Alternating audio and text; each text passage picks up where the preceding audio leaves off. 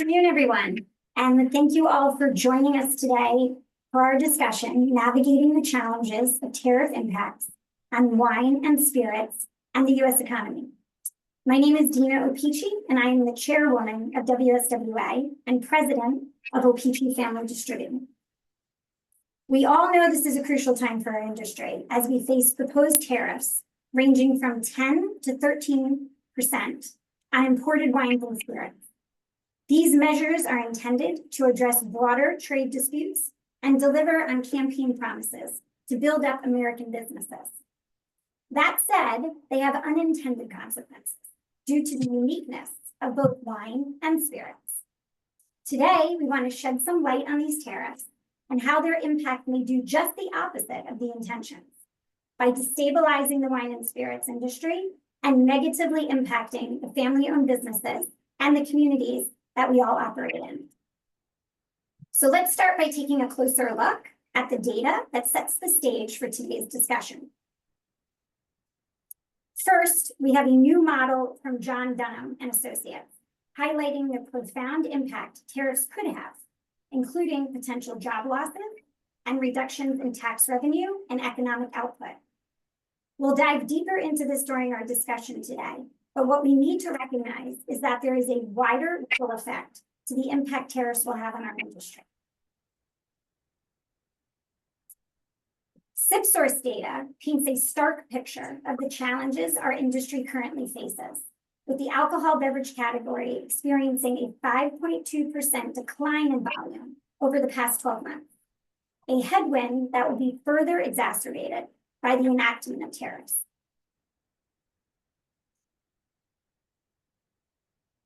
And it's important to understand why we are suggesting that wine and spirits should be excluded from tariff consideration, because our products are unique and they're irreplaceable. Whether it's Scotch, champagne, or tequila, these items cannot simply be substituted. They are linked to their place of origin and their cultural heritage. There is nowhere else for our businesses to go to secure these products, and there is no place else for consumers to sip from within these categories. Now it's my pleasure to introduce our distinguished panelists who will guide us through today's discussion. Dawson Hobbs, WSWA's Executive Vice President of Government Affairs. Theo Cable, Executive Vice President of Portfolio Management at Winebow. And Michael Pereira, Executive Director of the Metropolitan Package Stores Association and owner of Michaeltown Wine and Spirits in Brooklyn. I want to thank all of you for being here today to join us for this conversation. So Dawson, we're going to kick it off with you. Can you walk us through the tariffs process and specifically how tariffs are enacted and their broader implications? Thanks, Dina. There's a lot of authority that has been granted by Congress to the president to enact tariffs. There are, I believe, 9 total tariff authorities that the president can use. The ones that you'll hear about most frequently are the Section 201, 232, and 301 tariffs, along with IEEPA. Really, each of these is designed to focus on a different trade problem. They can focus on threats to national security, threats to specific U.S. businesses, or violations of trade agreements, or in some cases, issues surrounding the changes in cash flow between countries. However, they all have the same effect once implemented. What makes them slightly different is the law does require for some of them certain investigations to be completed by usually USTR staff, but can also be completed by congressional committees. The bottom line, though, is if the president wants tariffs to be imposed, those investigations can be done quickly and can reach the conclusions that support the imposition of the tariffs. In terms of an implementation timeline, depending on which authority is used, the investigation and then listing of the tariffed products with Customs and Border Protection can take really up to several months. In the previous administration, the swiftest that tariffs were imposed really was 30 days after being announced. with 60 and 90 days being the more common outcomes. Uh, that's really the authority that is used to impose the tariffs. What's important to remember is that incoming President Trump views tariffs differently than most traditional presidents. He views them as a tool to gain leverage in negotiations with other countries, rather than something that is intended to balance a specific trade area, which is how they've frequently been treated. That's important because it changes how tariffs are treated by the administration, and it really changes our advocacy strategy. Um, we understand that the president wants to bring other countries to the table to get concessions to create what he terms fair trade. What is important in our advocacy is highlighting the fact that tariffs don't necessarily hurt the other country as much as they hurt American businesses and American jobs. This is particularly true in the wine and spirits industry, where almost all the jobs that will be impacted by tariffs belong to American-based importers, wholesalers, or retailers that will be having to pass the higher costs on to consumers and thus likely facing lower sales that will impact their bottom line. In terms of the potential impact of tariffs, you can see here on the screen, because the tariff on Mexico was what was most recently proposed a couple weeks ago by President Trump. We had our economist, John Dunham, run a study on what a 25% tariff would mean to American businesses. And as you can see, it would be approximately 14,000 jobs lost here in the United States and over $700 million in wages, not to mention the tax revenue to state, federal, and local governments, and the knock-on economic output that would be lost because of that lowered economic activity.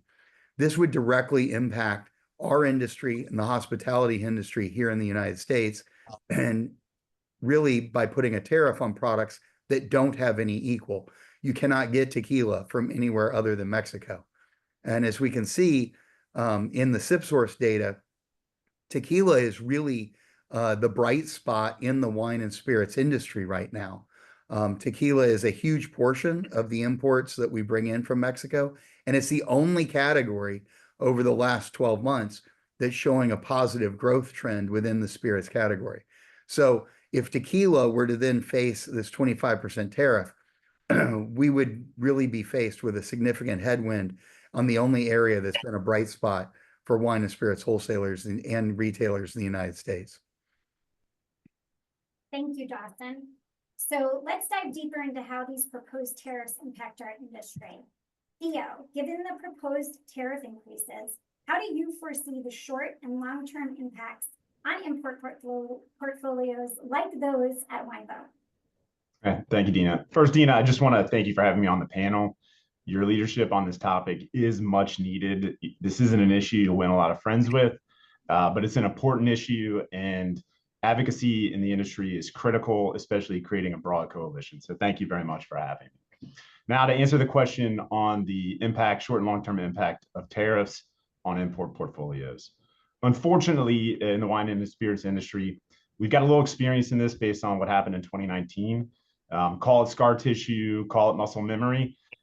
Every wholesaler and importer in this country at least is better prepared administratively and systematically now than they were in 2019.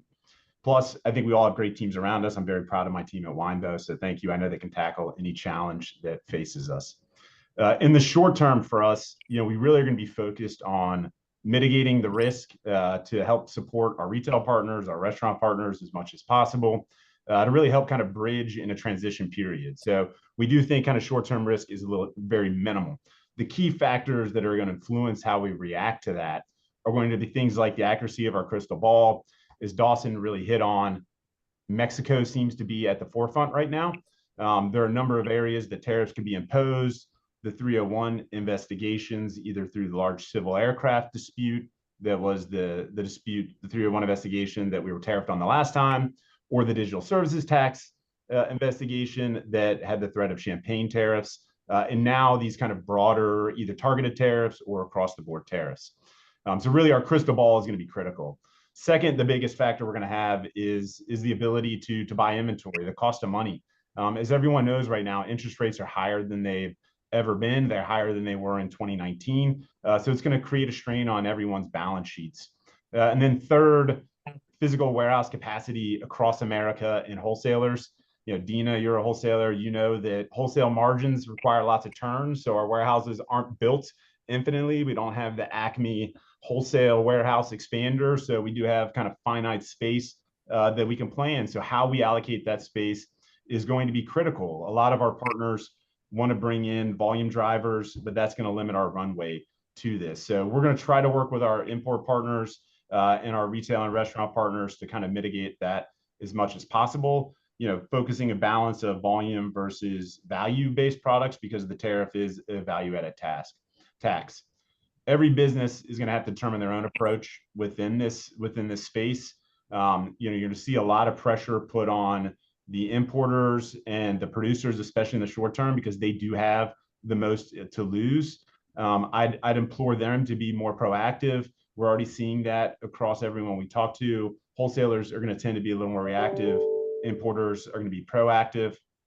You're seeing some importers, especially those that own their imports, right? So if you're a champagne house and you own your import into the US, they're already moving goods because they already own the goods. So just moving money from your left to your right pocket to help mitigate the impact there. That's not as possible on the wholesale side. But in general, because of those constraining factors we talked about, that is going to hamstring our ability to invest even in our domestic partners and continue to grow the business. With all of that said, those are short-term strategies. That's only going to buy us a few months, max a year potentially, and then we're going to have to deal with what we know is eventually coming, which is going to be price increases. On the long-term impact, we know that price increases are just going to be passed along down the channel. You know, that was the one rule that we really learned the last time. It's not something we want because it pits American businesses against each other. It pits this importer versus the wholesaler versus the retailer and restaurateur, and everyone's standing there staring at you going, well, what portion are you going to take? At the end of the day, this is just going to be passed along, and we learned that already. That's going to create a bigger challenge in the inflationary environment when, as customers are going to have hard decisions to make. You know, Michael's customers are going to sit there and go, well, gosh, I was paying $15 for this yesterday, now I'm paying for $20 for this today. Is that something that I want to continue to buy? Am I going to consume less? Maybe even as a result of that, just exit the category altogether. Those are the factors that we're very concerned about. How we can try to mitigate those in the long term are going to be working with our partners as much as possible. You know, the easiest mitigation really is going to be helping reduce the impact of the tariff coming through. So whether that is kind of an FOB reduction or other legal means that we can work with our partners to support restaurants and retailers, especially those that are already impacted by a very kind of tough environment out there in the marketplace. One of our key starting points is going to be, as you mentioned, tequila. That's going to be a key area of our focus out of the gate, is there is the impact of that. But we do expect to see potential tariffs on France and Italy. Other countries that we're less concerned about, you talked earlier about kind of trade imbalance, areas like Argentina, where there's a trade surplus, we don't expect to get tariffed. Things like Australasia, where it's a little better environment, we don't expect to get tariffed right now. But all of this will create a focus on things that aren't going to help us even grow our domestic partnerships right now. And that's the biggest thing. This creates a distraction as well as negativity on a critical tier in the industry, which is that wholesale tier. Thank you, Dina. Thanks, Theo. I mean, I think it's fair to say that there's segments of our business that may be better set up to manage these tariffs, but regardless, the consequences are going to be the same at some point, and that turns to the consumer. So Michael, how are the threats of tariffs influencing pricing and availability in retail stores today, particularly for high demand categories? Thank you, Dina, and thank you for your leadership, and thank you for the opportunity today to speak on this very important topic. As all of you have pointed out, we were taken by surprise a few years back during the first Trump administration. We dealt with things differently. There was no script. But I think we all have to recognize as business people that, and tariffs and understanding tariffs, tariffs are designed by design to shock and awe and shake up an industry.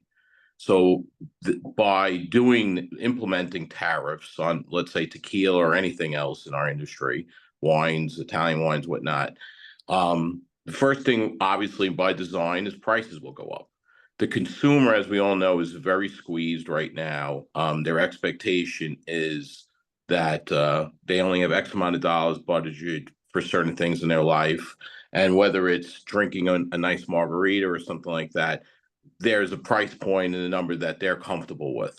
So first and foremost, pricing will go up, and there will not, I believe, be any sort of buying in the retail, whether it's the retail liquor store or restaurant trade. So the thought of restaurants or liquor stores stocking up on 6 months or a year supply of tequila is out of the question. Credit lines are exorbitantly high, interest rates. As we all know in the industry, I see this by speaking to many retailers. People aren't buying in. They're very concerned about cash flow. Their inventories are still bloated from the pandemic. So there's huge concern from a balance sheet standpoint that they have to just protect their cash flow. I believe this will selections will decrease. Obviously, sales will suffer. And I just think simplistically, if we could look at this way, where this does impact U.S. businesses, local businesses, New York retailers, Washington State restaurants, all sorts of things. You go out and you get a margarita. Everybody on this call, there's hundreds of people on this call, everybody listening to this loves a good margarita.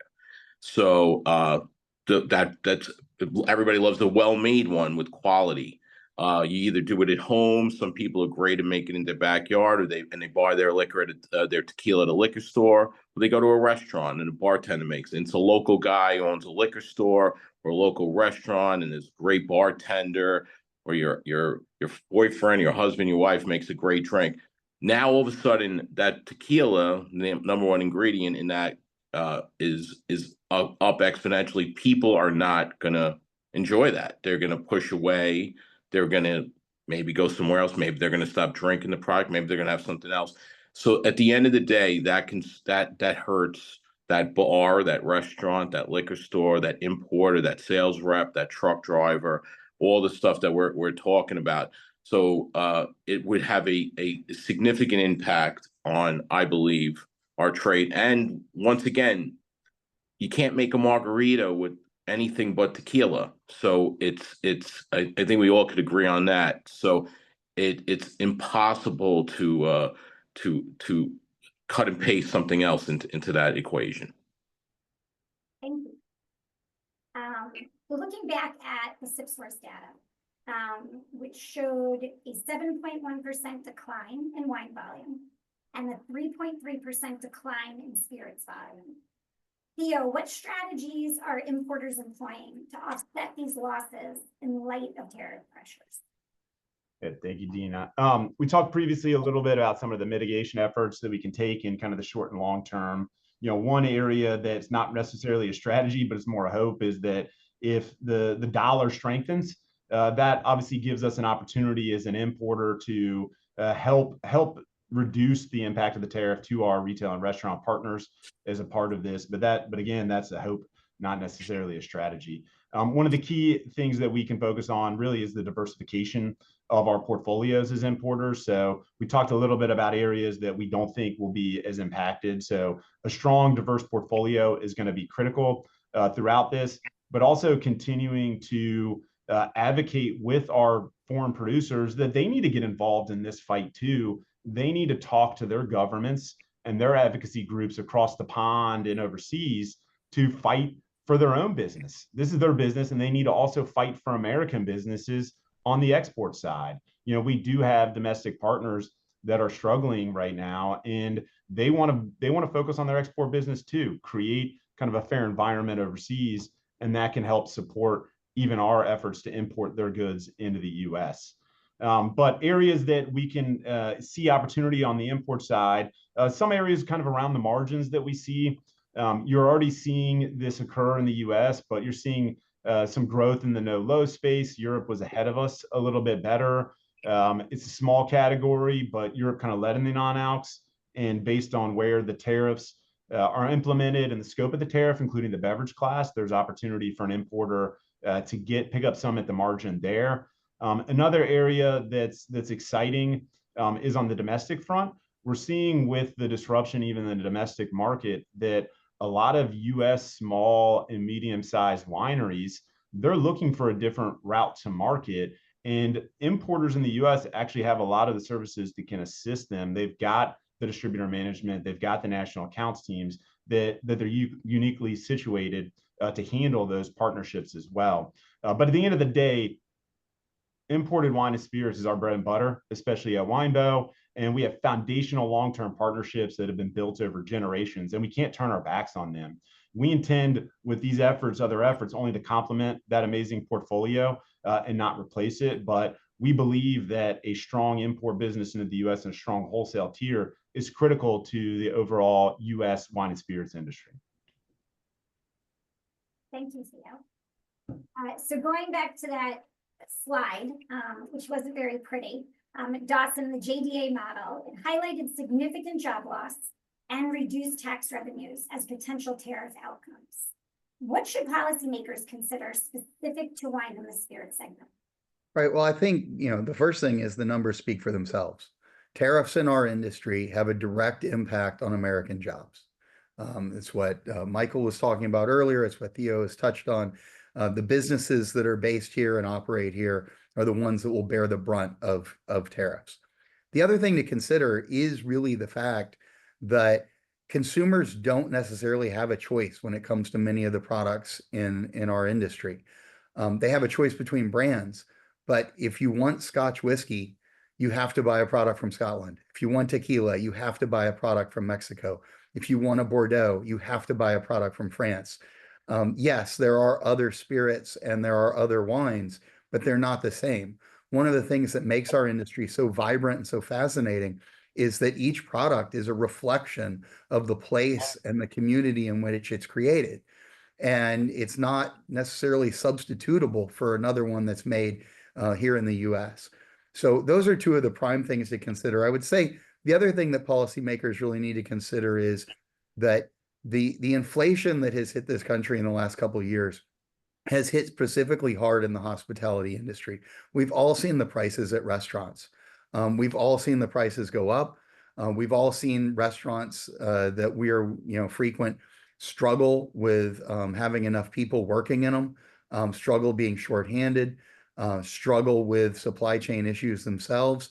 For most of these restaurants, the alcohol that they sell is one of their significant profit centers. It's one of the things that actually provides them with margin that allows them to keep operating.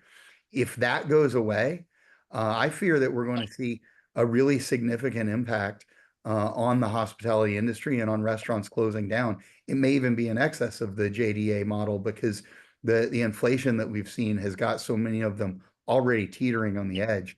Having a significant price increase on their beverage alcohol could be the final straw. But taking those consequences into consideration, Michael, and obviously knowing that you're involved on the retail side of our business, but have a lot of friends on the on-premise side, how do you see the independent retail restaurateur adjusting to the ripple effects of higher costs on consumers? And are they changing their purchasing patterns because of that? Absolutely. I think already what's happened in the last couple of years, thanks to the higher cost, is selections have decreased. Destocking, stores, restaurants, we've all go out to restaurants and you see wine lists smaller, liquor stores, selections are much smaller. And a lot of it has to do with, I believe, a number of things. First of all, credit lines, the cost to access the money is so much more expensive. It's also harder to get. Two, I think the consumer has become much more discerning with because they don't have the disposable income. They're playing it safe. And they're like, I cannot afford to keep on buying higher end scotches or bourbons or tequilas or wines, Napa wines and things like that. So what's happened is the consumers push back.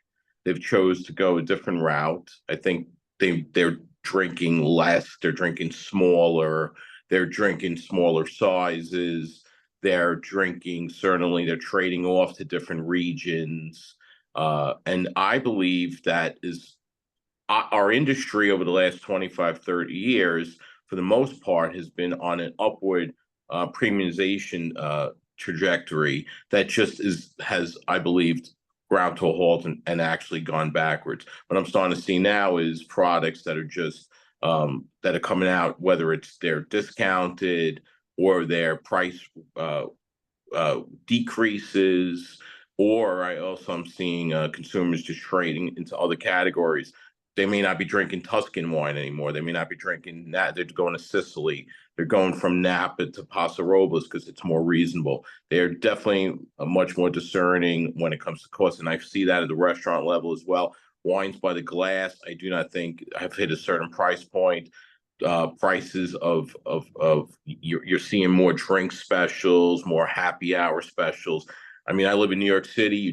You walk up and down the street. There's a lot more sandwich boards with 50% off on between 5 and 7. I think that's truly an effect of the consumer's pocket is just doesn't have as much disposable income. So that would be my take on it, and many of you I speak to. So CEO, you already spoke about it, but I mean, you're a bit unique in that Winego is both an importer and a wholesaler. Is there anything you want to add from the wholesaler's perspective with regards to proposed tariffs? Yeah, we're in a challenging environment right now. In Washington State alone this year, we've seen 2 wholesalers close, and it was just announced that a third sold to a competitor. This is just the beginning if tariffs continue to put pressure on the industry. The 3-tier system in the U.S.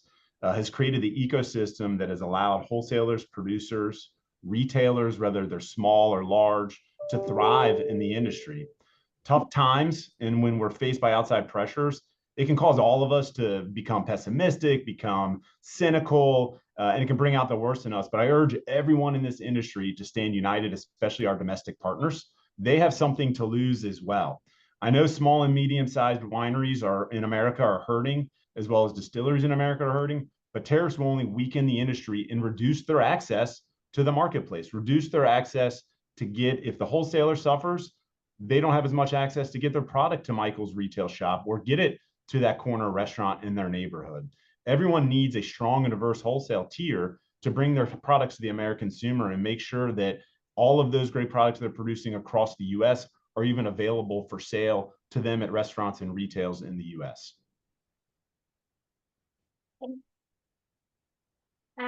So for the group, there's questions with regards to what's WSWA doing about this, right? We're doing more than just having a webinar talking about it.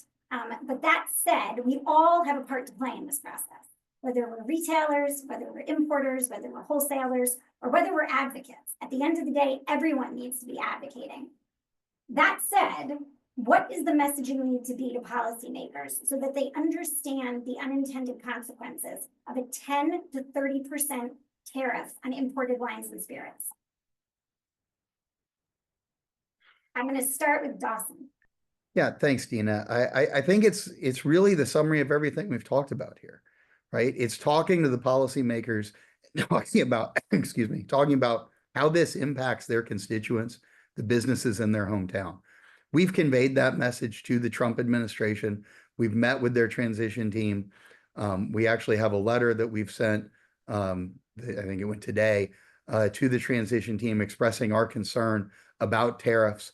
We've had this conversation with numerous members of Congress in preparation for tariffs being implemented and congressional action that might be involved in determining what products are exempted from tariffs. We are fully engaged on this process. And the message that we're sending is don't hurt American businesses in an attempt to impact other countries. If you want to impact other countries and bring them to the negotiating table, you need to take actions that hurt the businesses in those countries. Tariffs on the wine and spirits industry, because of our unique place in the economy and the unique nature of the independent retailers and independent restaurants around the country, the tariffs on wine and spirits only hurt Americans and American businesses. And that's the message that we're taking to Congress and to the administration in an attempt to make sure that tariffs are not imposed on our industry. Theo? I think Dawson really hit on some important topics there. You know, it can't be understated that we're an American business supporting American families by selling products with a unique value proposition that has no substitute. These products are already highly taxed at the state and federal level. Additional taxes on wine and spirits, specifically in the form of tariffs, will disproportionately harm American families and American businesses, most notably those neighborhood restaurants and retailers, as well as small domestic producers who are already reeling from the impacts of the pandemic, including high inflation and high interest rates. Dina, thank you so much for your leadership on this topic. It is critical. Thank you. Thank you, Theo. And Michael? Oh, you're on mute. Michael, you're on mute. Let's face it. I feel like we should all have a t-shirt that says. Sorry about that. Let's face it. Business is really tough. It's apparent. I appreciate and applaud the Trump administration for its desire to protect U.S. businesses. This, and I think we all agree, will have the opposite effect. I purchased my tequila as a retail liquor store from a U.S. wholesaler. U.S. people work there. It would have a detrimental effect on our industry. Thanks to our three-tier system, which is an amazing system, we all know about it. Our industry is a great tax collector, as we've all pointed out. It is an unusual system, and our country is the only one that has it. I think from a strategy, we need to explain our message. Senators shop at retail liquor stores. Congressmen do. Their staff do. They go to restaurants all the time.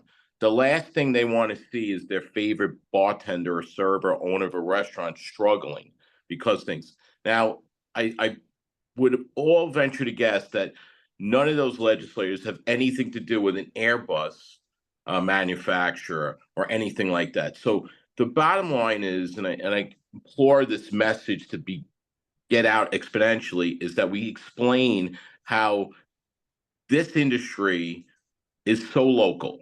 It's a U.S. business, local. It's a state by state. There's many, many, many jobs that whether it's wineries, whether it's anything like that. I really firmly believe that this message could get out. And I feel like this is a great start. I appreciate the opportunity, Dina, to be here. And I think we need to continue to have these conversations to get this message out. Thank you. Thank you. So before we wrap up, I want to take some time to highlight what I would say are the key takeaways from today's conversation. First and foremost, we need to recognize the economic strain that tariffs impose on businesses already facing significant challenges. Michael, you said it. No business is easy today, not just the alcohol beverage business. And that's due to the economic environment that we're all managing through. We've been here before, and we didn't have a script the last time. But that script doesn't necessarily help us today because the landscape is not the same. And asking our consumers to absorb these increases in today's economic environment will be much more challenging. The vulnerabilities of key categories such as wine, tequila, under these tariffs, due to their uniqueness, will be a huge challenge. As we have recognized, you can only get tequila from Mexico, you can only get champagne from France.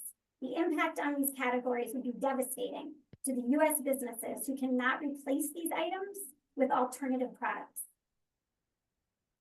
The ripple effects tariffs would have on all tiers of our industry, but ultimately consumers, retailers, and hospitality industry, which, as Dawson mentioned, is still recovering from previous disruption.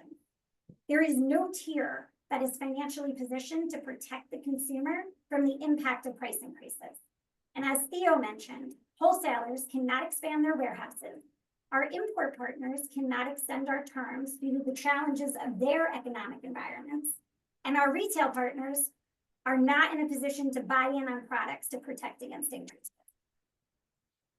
So while these tariffs are intended to strengthen American businesses and protect jobs. Because of the uniqueness of wine and spirits, the unintended consequences will do just the opposite. Our policymakers need to understand tariffs on imported wines and spirits will result in the loss of jobs in the US. And I have to believe that it is not the intended consequences of the Trump administration's tariff proposals to have that result. So as chair of WSWA, my position is and has been, it takes everybody. Advocacy is key to supporting the wine and spirits industry, protecting jobs, and ensuring a healthy marketplace. To be clear, WSWA's #1 priority is advocacy, and that is exactly what they are looking to do on our behalf and for our industry. And we need everybody to be part of the conversation. So I urge everyone here to stay engaged with WSWA and support the efforts to convey these concerns to your policymakers. This is not the last conversation that we will have on this topic. I've seen a bunch of questions coming in through the chat throughout our conversation today. They are all good ones, and they are all different areas that we continue to need to address.